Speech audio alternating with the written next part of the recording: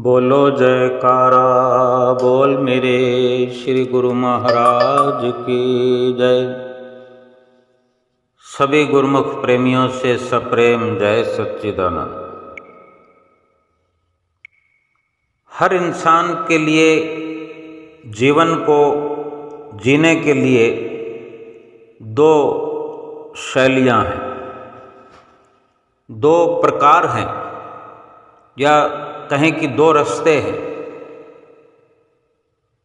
या दो तरीके हैं जीवन के। एक तो जीवन को उपयोगी बनाकर जिया जाए और दूसरा इस जीवन को उपभोगी बनाकर जिया जाए। जीवन को उपयोगी बनाकर जीने का मतलब है उस फल की तरह, उस फूल की तरह जीवन जीना जो खुशबू और सौंदर्य भी दूसरों को देता है, टूटता भी दूसरों के लिए है, वो बनता ही दूसरों के लिए। जैसे वचन भी महापुरुषों के होते हैं कि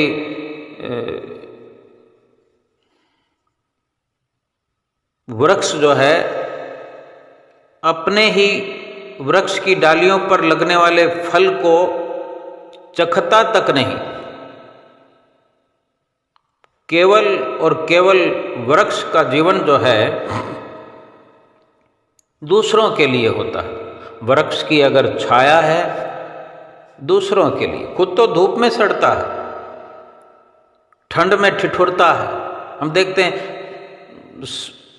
घनी घनी सर्दी के अंदर पेड़ के जो पत्ते हैं, पेड़ की डालियां हैं, कैसे सहम जाती है, ठंड से प्रभावित होती है, और गर्मियों में धूप में झुलस जाती है, प्रभावित होती है। लेकिन उन डालियों, टहनियों और पत्तों के घनी घनी शाखाओं के नीचे कोई व्यक्ति खड़ा हुआ है, वो धूप से भी बचता है, छांव से भी बचता है। उस पेड़ पर जिस भी प्रकार के फल या फूल होते हैं, यथा संभव स्थिति के अनुसार कोई ना कोई उसका लाभ उठाता ही है। वास्तविकता तो यही है कि वृक्ष और वृक्ष की उपलब्धता केवल और केवल दूसरों के लिए, यानी परोपकार। और इसी से समझा जा सकता है कि अगर जीवन को उपयोगी बनाना है तो इस प्रकार से बनाएं। उपयोगी जीवन का यही मतलब है कि दूसरों के हर वक्त काम आए हमारा जीवन, परोपकार की शैली। और इससे और सरलता से समझा जाए, सूक्ष्मता से समझा जाए तो बड़ा परोपकार हमारे लिए ये है कि हम अपनी जीवात्मा के निमित्त इस जीवन को उपयोग में लाएं, इस शरीर की सारी कार्यवाही को आत्मा के लिए उपयोग में लाए। और आत्मा का अगर उद्धार कर लिया हमने उपकार करके, आत्मा की भलाई वाला कार्य कर लिया, तो एक प्रकार से हमारे जीवन से दूसरों की भलाई अपने आप होने लगेगी, अपने आप होती चली जाएगी। क्योंकि जब स्वभाव में परोपकारिता आ जाएगी तो जाने अनजाने परोपकार स्वयमेव होता चला जाएगा। क्योंकि जो सतगुरु की चरण शरण में आने से वक़्त के महापुरुषों की नज़दीकी प्राप्त करने से, उनकी संगत सोबत हासिल हो जाने से जो आत्म कल्याण की विद्या और युक्ति प्राप्त हो जाती है, फिर ये आत्मा को उपकार के रास्ते पर, उद्धार के रास्ते पर चला देने पर बाकी छोटे मोटे परोपकार कहे जा सकते हैं। किसी को सुख देना, किसी को आराम देना। अगर सारी दुनिया के लिए परोपकार हम करते रहें और अपनी आत्मा के लिए कुछ न करें, तो फिर उन परोपकारों से एक एक परोपकार कर करके कितना लाभ मिल जाएगा। ये जीवन पूरा आत्मा को छोड़कर बाकी सब परोपकार कर लेने पर पूरे जीवन में परोपकार का बदला तो हमें मिलेगा आगे, लेकिन भलाई का बदला भलाई मिलेगा, लेकिन उसमें जीव आत्मा की भलाई शामिल नहीं होगी। जीवात्मा की भलाई तो अभी हो सकती है, इस जीवन में हो सकती है, जब हम स्वयं जीवात्मा की भलाई के लिए ही मनुष्य जीवन में आए हैं और इस जीवन के रहते जीवात्मा का भला नहीं चाहा, जीवात्मा का भला नहीं किया, फिर इस जीवन के विनष्ट जाने पर, जीवन के नष्ट हो जाने पर, मनुष्य जीवन के समाप्ति के बाद फिर कौन जीवात्मा का भला करेगा? अगर कोई कर सकता होता तो 84 लाख योनियों में भला हो नहीं गया होता। चाहना तो थी 84 लाख योनियों में कि जीवात्मा का भला हो जाए, जीवात्मा का उद्धार हो जाए, 84 लाख योनियों से छुट्टी हो जाए, छुटकारा हो जाए, लेकिन 84 लाख योनियों में तो मुमकिन ही नहीं था।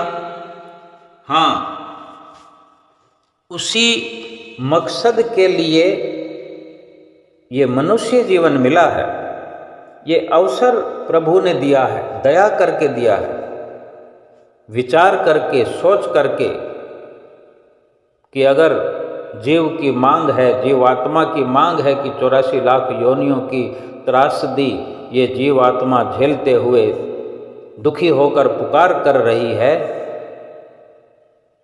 तो प्रभु ने दया करी। बड़ा ये सोचकर और एक प्रकार से वादा लेकर जीव ने वादा किया कि मैं मनुष्य जीवन को पाकर के अपना ये बिगड़ा हुआ कार्य संवार लूँगा, अपनी जीवात्मा को परमात्मा से मिलाने का कार्य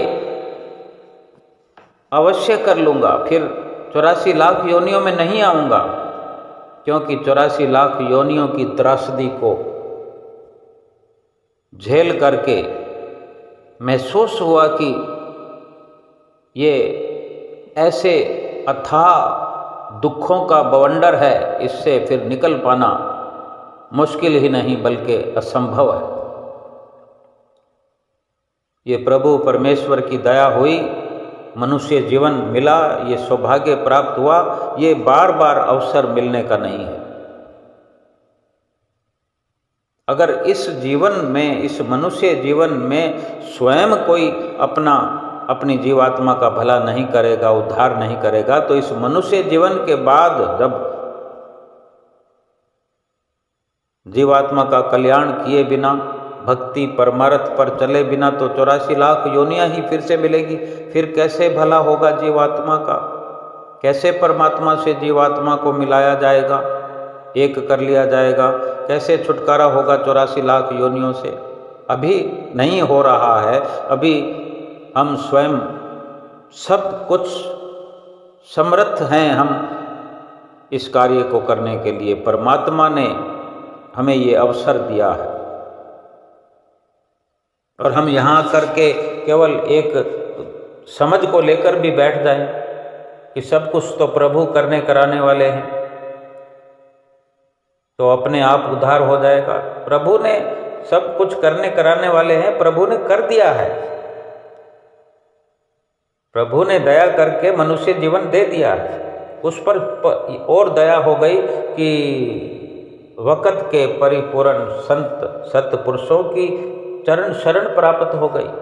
नित्य प्रति सुंदर सुंदर वचनों का सुनने का अवसर हमें प्राप्त हो गया।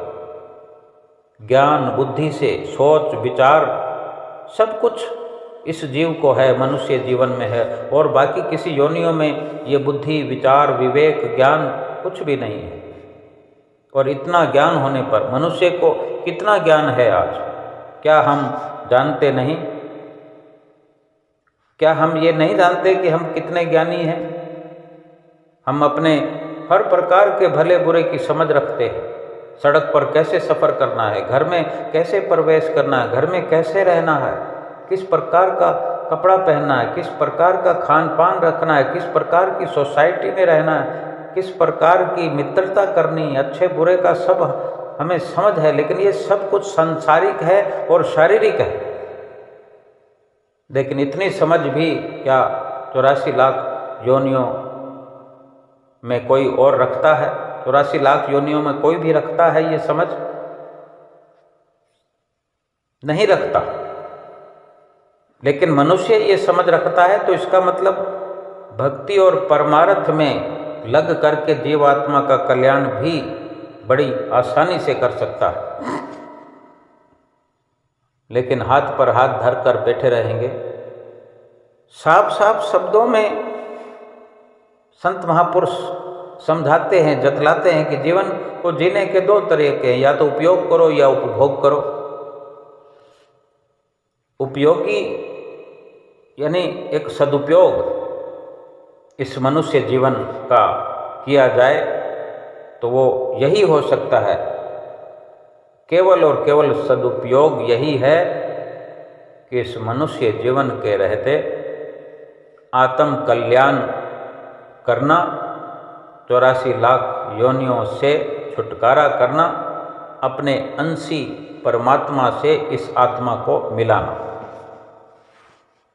और इस रास्ते को बताने वाले संत महापुरुष, समझाने वाले संत महापुरुष, इस रास्ते पर चलाने वाले, हर प्रकार से सुविधाएं प्रदान करने वाले, युक्तियां बताने वाले संत महापुरुषों की हमें चरण शरण प्राप्त हो गई है। श्री परमहंसों की, श्री परमहंस अद्वैत मत का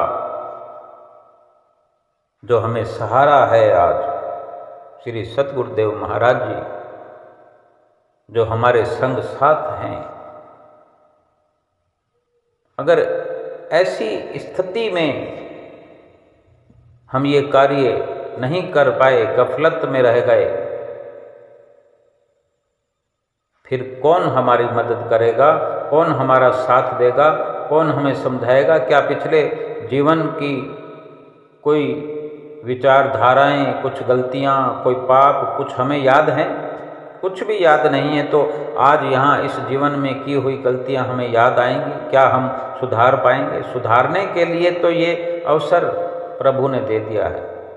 हम सुधार पाएं, सुधर पाएं, कुछ कर पाएं।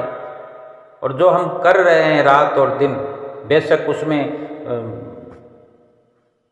दान पुण्य, किसी की मदद करना, किसी की भलाई करना, वो भी अगर शामिल है तो वो कहीं ना कहीं तो हमारा उसमें सकामता वाला जीवन है। हमने किसी की भलाई कर ली तो उधर से उम्मीद कर ली कि वो भी हमारी भलाई करे। या कोई निर्जीव है, पशुओं की अगर हम भलाई करते हैं, दान पुण्य करते हैं, तो मन में ये भाव का होना कि मैं अच्छा कार्य कर रहा हूँ, मैं ये कर रहा हूँ, मैं वो कर रहा हूँ, तो हिसाब किताब चुकता हो रहा है। हम मांग अभी से कर रहे हैं, हमने शर्त रख दी है कि मैं ये कर रहा हूँ, मेरा ये हो जाएगा, अपने आप एक दायरा बना लिया तो वो सब कुछ मिलेगा। लेकिन मनुष्य जीवन का क्या? मनुष्य जीवन तो नष्ट हो रहा है। मनुष्य जीवन की भी अगर ख्वाहिश हो तो मनुष्य जीवन की ख्वाहिश रखने से मनुष्य जीवन नहीं मिलेगा। मनुष्य जीवन मिला किस लिए है, वो कार्रवाई करने से मनुष्य जीवन की संभाल स्वयं प्रभु परमेश्वर करेंगे। जिसने दिया है वो खुद स्वयं निर्धारित करेंगे। हम केवल सतगुरु के बताए रास्ते पर चल पड़े। जीवात्मा के निहित जीवात्मा के लिए हम इस शरीर का उपयोग करें। जो कमी पेशी होगी वो सतगुरु स्वयं पूर्ण करेंगे। हमने उनको सारी कार्रवाई सौंप देनी है। हमने कोई शर्त नहीं रखनी। निष्काम भाव से हमने उनका कहना मान लिया। हमारी भलाई, हमारे परोपकार, हमारे हिस्से की सारी कार्रवाई वह स्वयं करेंगे। अब हम देखें कि बहुत सारे सांसारिक कार्यक्रम होते हैं, बहुत सारे पारिवारिक सामाजिक ऐसे पर्व बने हुए हैं।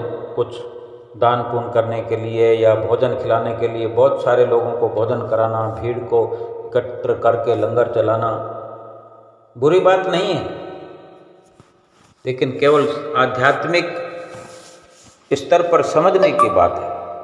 भक्ति मार्ग पर चलते हुए ये गूढ़ रहस्य भरे संतों महापुरुषों के वचन है, शास्त्रों में कथन है। हम सतगुरुदेव महाराज जी के अनुयायी हैं, सेवक हैं, भक्त हैं, प्रेमी हैं। हम गुरु महिमा में पढ़ते आए हैं। बरसों हमने पढ़ा, उच्चारण किया है। क्या जो पढ़ा है हम या जो पढ़ते हैं, क्या उस पर अमल करते हैं? क्या हम समझ पाते हैं कि हम क्या पढ़े जा रहे हैं? कौन कौन से शब्द हमारे जिह्वा से उच्चारण होते जा रहे हैं? अगर वो उच्चारण होते रहेंगे, अगर हम समझने की कोशिश नहीं करेंगे और फिर उस पर अमल करने की कोशिश नहीं करेंगे, फिर लाभ क्या हो? हमें बरसों तक हमने पढ़ा, जो गुरु को भोजन करवावे, मानो त्रिलोक ही न्योत जिमावे। कि जो सतगुरु को भोजन करवाता है, भोग लगवाता है, यूं समझो त्रिलोकी को उसने खाना खिला दिया है। क्या हम त्रिलोकी को अपनी मर्जी से बुला करके, भीड़ इकट्ठी करके खाना खिला सकते हैं? किसी को कोई खिला सकता है? 1000, 2000, 5000 लोगों को खिला देंगे, 10,000, 1,00,000 लोगों को खिला देंगे। ये मुमकिन है कि नामुमकिन है? कितने लोगों को खिलाया जा सकता है? ये हम खुद विचार कर लें। ये ठीक है या कि जो गुरु महिमा में पढ़े शब्द हमने, वो ठीक है कि जो गुरु को भोजन करवावे, मनो त्रिलोक ही न्योत जिमावे। कि बिना त्रिलोकी को खिलाए ही अपने इस शुद्ध भाव से, शुद्ध विचार से, जो गुरु में आस्था रखता है, सतगुरु में जो अपना समर्पण भाव रखता है, और सतगुरु को रोज जो भोग लगाते हैं, हम रोज लगाते हैं। घर में नहीं लगाते हैं तो लगाना शुरू कर दें। और जो सतगुरु को श्रद्धा भाव से हम रोज भोग लगाएंगे, उसी में अगर 3 दफा भोग लगाते हैं तो समझो हम रोज त्रिलोकी को भोजन करवाते हैं। देखो, कुछ किया भी नहीं और सब कुछ हो गया। ये सतगुरु का प्रताप है, ये सतगुरु की बख्शिश है। ये सतगुरु के वचनों पर चलने की जब कवायद शुरू करते हैं हम, ये है जीवन, ये मनुष्य जीवन का सदुपयोग। या कहें कि जो 2 प्रकार के तरीके हैं, 2 प्रकार की शैलियां हैं जीवन जीने की, ये एक शैली है। अब भली भांति हम समझ सकते हैं कि कितना लाभ है इस शैली में, इस प्रकार जीवन जीने के तरीके में कितना लाभ है, इस प्रकार इस मनुष्य जीवन का उपयोग करने में कितना लाभ है। 84 लाख योनियों से छुटकारा हो गया, बार बार जन्म मरण से मुक्ति हो गई, अपने अंशी परमात्मा से एकाकार हो गया, सुख के भंडार से एक जुड़ाव हो गया हमेशा हमेशा के लिए। छोटे छोटे सुखों के पीछे भागते फिर रहे हैं, भागते फिर रहे हैं। उपभोग वाला जो जीवन है दूसरी शैली का, कि पशुओं की तरह कहा जाता है। उपभोग तो पशु करते हैं। पशुओं को केवल अपना पेट भरने की चिंता होती है। खा लिया, पी लिया, और वो भी जो कुछ मिला, कुछ मांग थोड़ी सकते हैं। उनकी निगाह रहती है कहीं से कुछ मिल जाए। कोई गाय, बैल, कुत्ता, बकरी, बिल्ली और पक्षी भी जैसे ललचाई हुई नज़रों से देखते हैं। कोई इंसान चला जा रहा हो, दो हाथों को बांध के जा रहा हो, तो कोई भी समझ लेता है कि कुछ हमारे लिए ला रहा हो, अभी हमें खिलाएगा। लेकिन मांग तो नहीं कर सकते। कोशिश कर लेते हैं मुंह मारने की। कोई सब्जी का ठेला लगा हो तो गाय या बैल नज़दीक जाकर खाने की कोशिश करते हैं, लेकिन ज़बरदस्ती तो नहीं करते, लठ पड़ता है। अगर जाने अनजाने ध्यान किसी का चूक जाए तो मुंह मार लेते हैं। वो मुंह मार लेते हैं, वो लठ मार देते हैं। यही दशा हम देखते हैं। और इसी प्रकार से अगर मनुष्य जीवन यापन करता है, मनुष्य इस जीवन का उपभोग करता है, शरीर का उपभोग करता है, इस जीवन को इस प्रकार से जीता है, जो मिल गया हाथ आ गया। किसी का कुछ भी हाथ आ जाता है, किसी से मांग कर भी उल्टे सीधे तरीके से लेकर खर्च कर देना, खा लिया, पी लिया। क्या देखते नहीं, हम समझते नहीं हैं? इस प्रकार की शैली के जीने वाले लोग हमारी आंखों के सामने रहते हैं। हमें रोज सुनने को कुछ न कुछ मिलता है। वहाँ ऐसा हो गया, वहाँ ऐसा हो गया, उसको इतना नुकसान हो गया, उसका इतना घाटा हो गया, फलां व्यक्ति दिवालिया हो गया, उसका कारोबार ठप हो गया। सिर्फ अपने से मतलब रखना, अपने पेट से मतलब रखना, अपने खान पान से मतलब रखना। लेकिन जो भलाई का भी अगर ख्याल रखते हैं, पशु पक्षियों को दान पुण्य करने का भी ख्याल रखते हैं, तो वो गलत नहीं है। लेकिन सतगुरु तो इससे ऊपर की बात बताते हैं कि हमें अलग अलग अलग, जिस प्रकार पेड़ को हरा भरा रखने के लिए एक इंसान को समझता है कि पेड़ के जड़ों में पानी देना है। अगर पत्तों को अलग से दिया जाए, डाली को, तनों को अलग से दिया जाए, फल और फूल लगे हुए हैं तो उनको अलग से दिया जाए, ये तो बुद्धिमत्ता नहीं है। सीधा जड़ों में पानी दे दिया। ऐसे ही संसार में जीने का ये तरीका कि सतगुरु की चरण शरण अगर मिल गई है, उन्हीं को अपना समर्पण भाव, अपने भाव समर्पण कर दिया, अपने आप को समर्पित कर दिया, फिर उन्हीं की रहनुमाई में, उनके ही उपदेश पर चलकर, उनके बताए हुए रास्ते पर चलकर, हम आरती में ये भी गाते हैं कि शुभ मग के उपदेशक, यम त्रास निवारण, ओम जय जगदीश, ओम जय श्री जगतारण। कि वो सच्ची राह को दिखाने वाले हैं, सच्ची राह का उपदेश देने वाले हैं। शुभ मग के उपदेशक, यम त्रास निवारण, ओम जय श्री जगतारण, ओम जय श्री जगतारण। ये जग को तराने वाले सतगुरु तेरी सदा जय हो। शुभ मग के उपदेशक, सच्चे मार्ग के उपदेशक, यम त्रास निवारण, यमों की त्रासना से बचाने वाले सतगुरु। अब क्या बाकी रह जाता है? फरमाते हैं कि सब आए उस एक में, डार पात फल फूल, अब कहो पाछे क्या रहा, जब गही पकड़ा जब मूल। जैसे पेड़ को हरा भरा रखने के लिए जड़ में पानी जिसने दे दिया, फिर कुछ बाकी नहीं रहता। ना पत्तों को पानी देना, ना फूल को पानी देना, ना फल को पानी देना, ना डालियों को, तने को कहीं पानी नहीं देना। जड़ों में पर्याप्त मात्रा में पानी दे दिया तो पूरा पेड़ हरा भरा हो जाएगा। और सतगुरु की जिसने ओट ग्रहण कर ली, शरण हासिल की, बहुत जगह हम सुनते हैं, हम घर बैठे हमें आवाज़ें आते हैं, रात दिन भजन चलते हैं, मोबाइलों में, टीवियों में, और पर्सनल जो प्रोग्राम होते हैं। सारे तीर्थ धाम आपके चरणों में, हे गुरुदेव प्रणाम आपके चरणों में।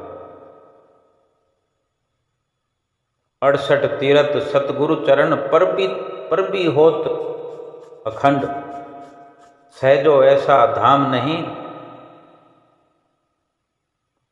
अंड ब्रह्मांड। 68 तीर्थ है सतगुरु के चरणों में। कोई इंसान तीर्थ करेगा तो कितने कर लेगा? ये सब कुछ समझने पर निर्भर करता है। जीवन को उपभोगी बनाने का ख्याल छोड़कर केवल जिंदा रखने, अपने आप को जिंदा रखने का ख्याल छोड़कर, बल्कि इस जिंदगी का सही उपयोग कैसे करना है, ये अधिक महत्वशाली है।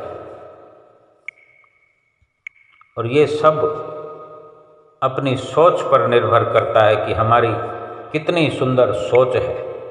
हम किस प्रकार से अपनी अच्छी सोच से लाभान्वित हो सकते हैं और कितनी गफलत में हैं हम।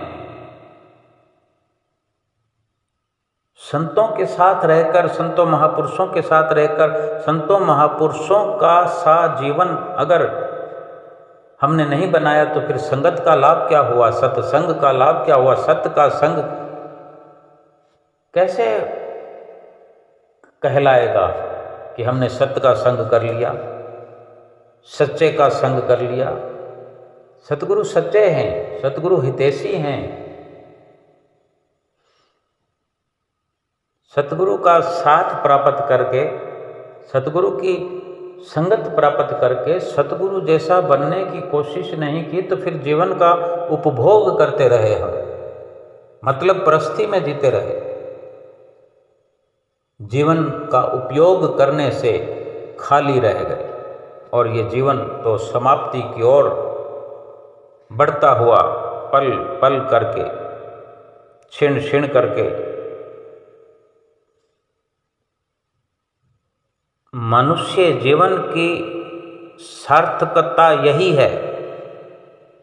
सार्थकता के नाते ये परम आवश्यक है कि जीवन केवल उपयोगी बने, उपभोगी नहीं बने। नहीं तो इस जीवन का तमाशा बनकर रह जाएगा। अगर कोई इंसान ऐसा कार्य करता है, चाहे छुपकर भी करता हो, लेकिन पर्दाफाश होने पर जब उसकी सजा की एक बुनियादी हो जाती है, सजा याफ्ता मुजरिम कहलाने लगता है, जब सजा मिलती है, किस प्रकार का जीवन हो जाता है कि वो कल क्या था और आज किस प्रकार से अपने किए हुए कर्म की सजा को भोगने के लिए मजबूर है। तो क्या जीवन भर जो पाप हम अपने कर्मों के अनुसार जो पाप कर रहे हैं, क्या कुदरत का न्याय और अन्याय झेलना नहीं पड़ेगा? यहाँ अगर इस जीवन में कोई कमी पेशी हो गई, गलती हो गई, सजा भी हो गई, लेकिन मनुष्य जीवन तो रहेगा ही। अगर जेल की सलाखों के पीछे भी डाल दिया जाए इंसान को, तो इंसान तो रहेगा ही, वो संसारिक स्तर पर शर्मनाक है, लेकिन प्रभु की दरगाह में उसे मनुष्य जीवन का उपयोग करने के लिए तो जेल की सलाखों के पीछे भी नहीं रोका जा सकता। भक्ति करने के लिए जेल की सलाखों के पीछे भी स्वतंत्र है ये जीव। तो फिर जो स्वयं हर प्रकार से स्वतंत्र है, फिर तो सोने पर सुहागा है। अंदर और बाहर सब कुछ सुविधाजनक है। सतगुरु से रोज मुलाकात हो सकती है, सतगुरु के बताए हुए रास्ते पर चलकर बात हो सकती है। कुछ लोग ठिकाना पूछते हैं, कोई नया नया तरीका ढूंढते हैं कि किस प्रकार सतगुरु से जाकर बात करेंगे, लेकिन सतगुरु के बताए हुए रास्ते पर चलकर ही जो बात हो सकती है, तो वो रास्ता कितना सरल है। उनको इतना अपने हृदय के मंदिर में सजाएं, अपनी चित्तवृत्तियों में उनको बिठाएं, उनका ख्याल करें, उनका ध्यान करें, उनका सुमरन करें, उनके साथ भावपूर्ण व्यवहार करें, उनको भोग लगाएं भाव से, पानी पिलाएं भाव से, आरती पूजा करें भाव से, श्रद्धा से, उठते बैठते चलते फिरते अपने भावों को, सुंदर सुंदर भावों को बढ़ावा देते रहें। जब भी मुलाकात होगी, इशारों में होने वाली बातें जब वहाँ रूबरू प्रकट हो जाएगी, जब सतगुरु मुलाकात करते हुए नाम पूछेंगे, काम पूछेंगे, शहर और ठिकाना पूछेंगे, तो अपने आप बात हो जाएगी। और ये कितना सरल है। वचन भी हैं कि खुदी को कर बुलंद इतना कि खुदा तुमसे पूछे कि बता तेरी रजा क्या है। खुदा खुद हमसे पूछे कि क्या चाहता है, जैसे पिता पुत्र से पूछता है कि क्या चाहिए, और वो जो चाहिए वो देकर खुश होते हैं। तो क्या ये परम पिता उस पिता से कमज़ोर है? जैसे एक पिता अपने पुत्र को कुछ दे सकता है, कितना दे सकता है उपहार में, 1,00,000, 2,00,000, करोड़, 2 करोड़, 10, 20, 50, अरब, खरब, पदम, शंख। सतगुरु परम पिता परमेश्वर से तो कोई बड़ा नहीं हो सकता, खुदा से बड़ा नहीं हो सकता, कोई भगवान से कोई बड़ा हो सकता है कि भगवान हमसे पूछे कि बता तेरी रजा क्या है, तुम्हें क्या चाहिए, और हम क्या मांगेंगे? हम सतगुरु से ही सतगुरु को मांग लेंगे। और ये फिर उपयोग हो गया जीवन का कि सतगुरु हमारे हृदय में आ बसे और हम सतगुरु के हृदय में बस गए, सतगुरु हमारे हो गए, हम सतगुरु के हो गए। क्या बाकी रह गया? संसार का क्या करना है? संसार के सामानों का क्या करना है? अपने आप पीछे लाइन लगाकर चलते चले आएंगे। सुखों का क्या करना है? सुख का भंडार मिल गया। किसी बंदे की करोड़ रुपए की लॉटरी खुल जाए तो क्या वो सब्जी का ठेला लगाता फिरेगा, फल फ्रूट की रेहड़ी लगाता फिरेगा?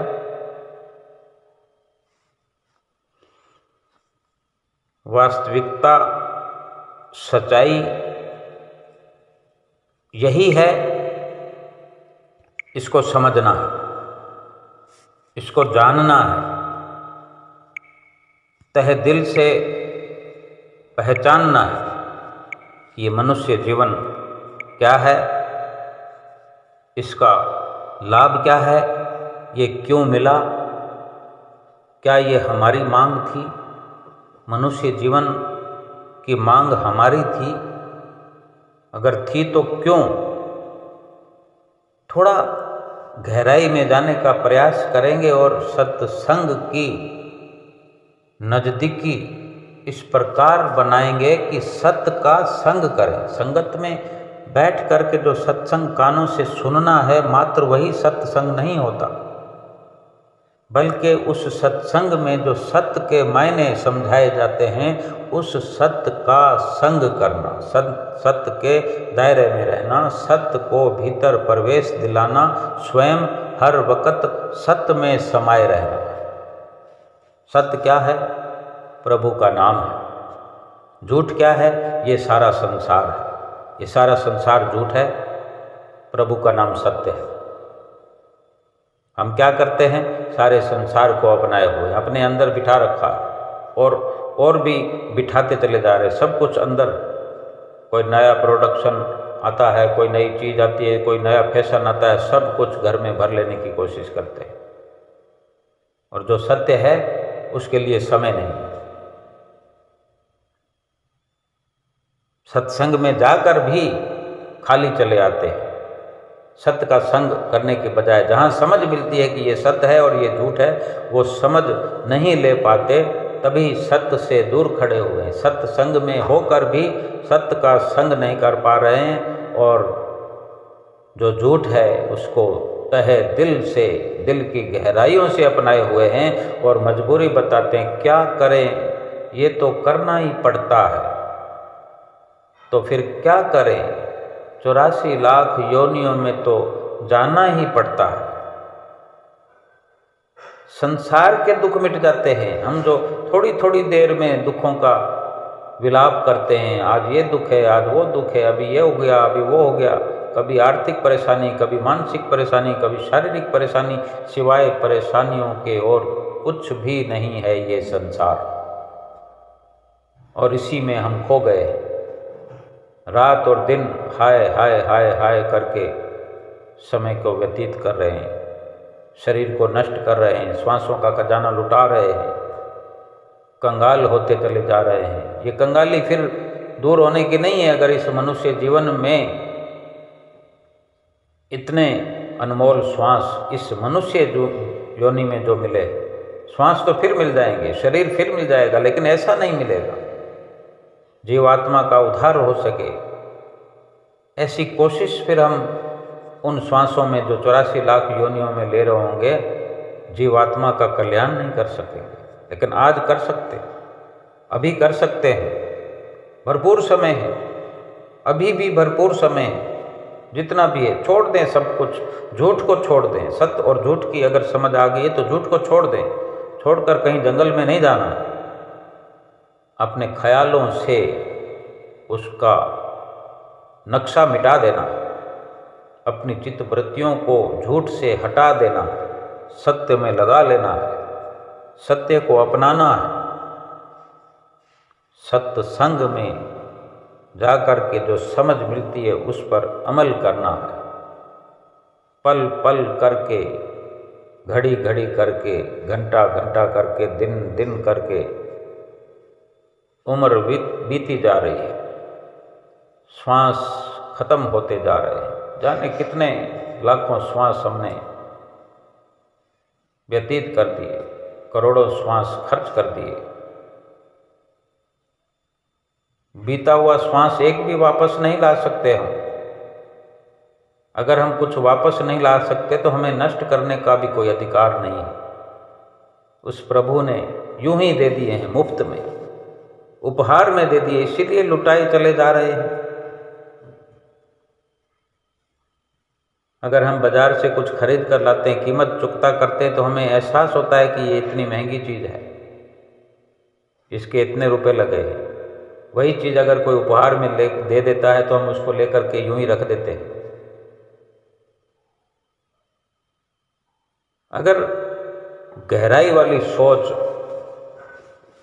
हम रखेंगे, गहराई से विचार करेंगे, गहराई से अमल करेंगे, ये लोक भी संवरेगा, ये लोक भी सुखी हो जाएगा।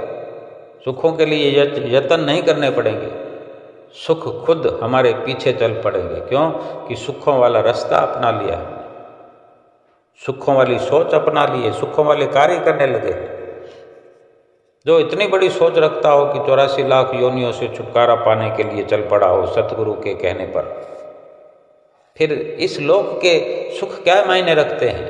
ये एक जीवन की बात है जहाँ 84 लाख योनियों की त्रासनाओं से बचाने का कार्य सतगुरु करते हैं। उसकी शरण लेकर के, उसके कहने पर चल के जब 84 लाख योनियों से बचने का जिसने आधार पा लिया हो, भला वो एक जीवन के सुखों के लिए क्या तरसता रहेगा?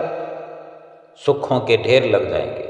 आओ सतगुरु के बताए रास्ते पर चलते हैं, 5 नियमों की पालना करते हैं, 2 घंटे भजन अभ्यास हर हाल में नित्य प्रति करते हैं, सतगुरु का ध्यान करते हुए, सतगुरु से अपनी चित्त वृत्तियों में बातें करते हुए अपना ये जीवन सफल करते हैं और जीवन का सदुपयोग करते हुए लोक परलोक सुहेला करते हैं। बोलो जयकारा बोल मेरे श्री गुरु महाराज की जय।